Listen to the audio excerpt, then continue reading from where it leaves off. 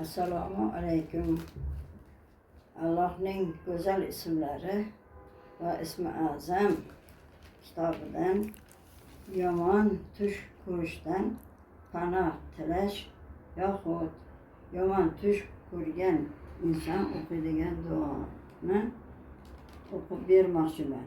Ibn as-Sunniydan rivoyat etilgan hadisda Payg'ambarimiz sallallohu alayhi vasallam shunday deganlar: Allohumma inni a'udhu bika min amalish shaytoni va sayyatil ahlam. Allohim, shaytonning amalidan va yomon tushlardan sendan panoh tilayman. Shuningdek, Payg'ambarimiz sallallohu alayhi vasallam Nafl Ashjari roziyallohuga Kafirun surasini o'qib yotishini, Irboz ibn Soriya roziyallohuga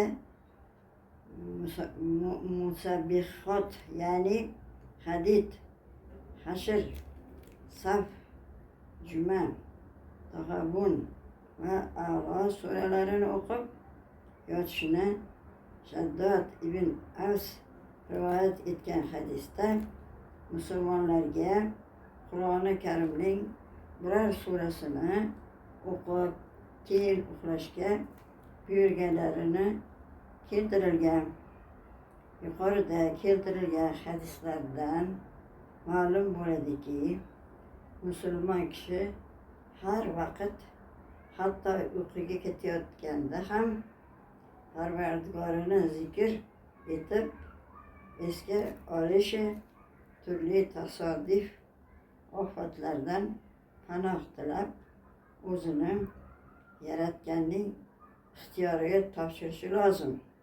Bu haqida Oysha onamiz roziyallohu anhu shunday deydilar: Rasululloh sallallohu alayhi vasallam men bilan birga yashay boshlaganlaridan to vafotlarigacha biror kun bo'lmaganki, uyqu yotishidan oldin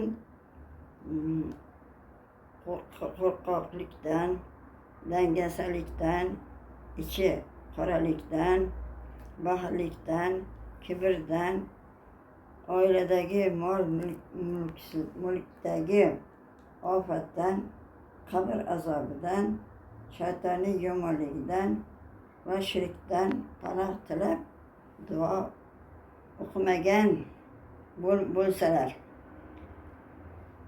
Yuqorida bo'ldimi?